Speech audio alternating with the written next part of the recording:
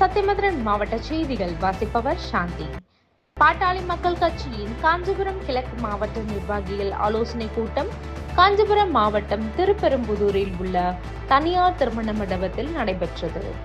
காஞ்சிபுரம் கிழக்கு மாவட்ட செயலாளர் எச்சூர் சுரேஷ் தலைமையில் நடைபெற்ற இந்த கூட்டத்தில் தற்போது அரசியல் சூழலில் பாமக மருத்துவர் ராமதாஸ் தலைமையில் மட்டுமே செயல்படும் என்பன உள்ளிட்ட கட்சியை வழிபடுத்தும் நோக்கில் 10க்கும் மேற்பட்ட முக்கிய தீர்மானங்கள் நிறைவேற்றப்பட்டன.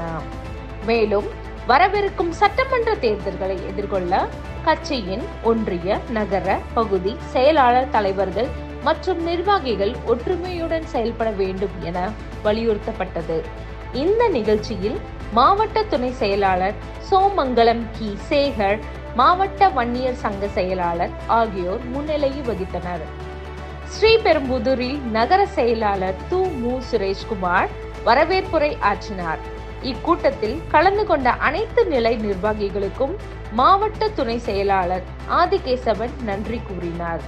சத்தியமுத்திரன் செய்திகளுக்காக சுரேஷ்குமார். கடலூர் மாவட்டம் RS மணிநகர் பக்ரி தர்கா சாலையில் கடந்த சில நாட்களாக பிரதான குடிநீர் பைப்லைன் உடைந்து கழிவுநீர் கலந்து இப்பகுதி மக்கள் கழிவுநீர் கலந்த குடிநீரை பருகும் நிலை ஏற்பட்டுள்ளது. இது குறித்து பலமுறை புகார்கள் தெரிவித்தும் இன்று வரை மெத்தன போக்கு நிலவி வருகிறது. இதனால் உயிர்பலி ஆகும் சூழ்நிலை தற்போது நிலவி வருகிறது.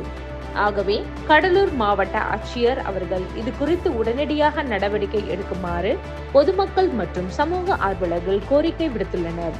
சத்தியமுத்திரன் செய்திகளுக்காக கடலூர் மாவட்ட செய்தியாளர் சிலம்பரசன்.